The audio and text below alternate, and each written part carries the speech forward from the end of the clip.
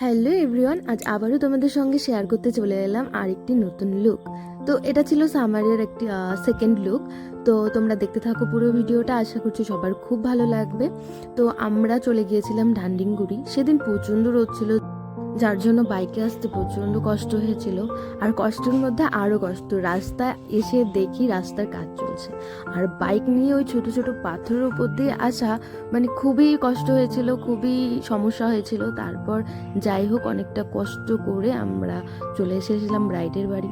সে তো আসতেই হবে, যাই হোক যে করেই হোক ব্রাইডের বাড়িতে চলে আসতেই হবে, যেহেতু বুকিং ছিল।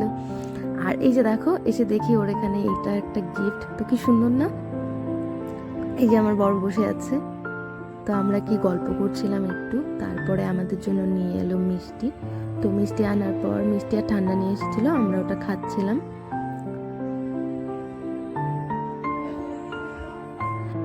আর শুনে নেবো ওর কেমন লুকছে। হ্যালো জয়া, বলো আজকে কেমন লুক চাই তোমার? আচ্ছা, আগের দিন কতক্ষণ পরে মেকআপ তুলেছিলে? সকাল 6টার দিকে মেকআপ কেমন ছিল? সেম ছিল। এক ফোঁটাও নষ্ট হয়নি তো? আচ্ছা, দেখি ওর লুকটা কেমন হয় আজকে।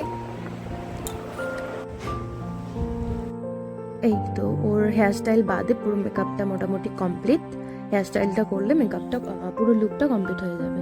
তো ফুলটা লাগানোর আগে ওকে দেখতে বলেছিলাম, দেখো তোমার লুকটা কেমন লাগছে, আর এর আগে ওকে আমি দেখতে দিইনি।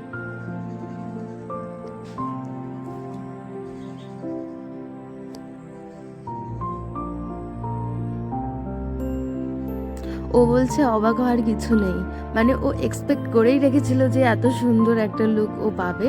প্রথম বিয়ের দিন সেজে তো খুবই স্যাটিসফাইড ছিল। জয়া সেজে কেমন লাগলো? আজকের লুকটা কেমন লাগলো শুনে? শোনাই যাচ্ছে না। খুব ভালো। স্যাটিসফাইড তো? ঠিক আছে।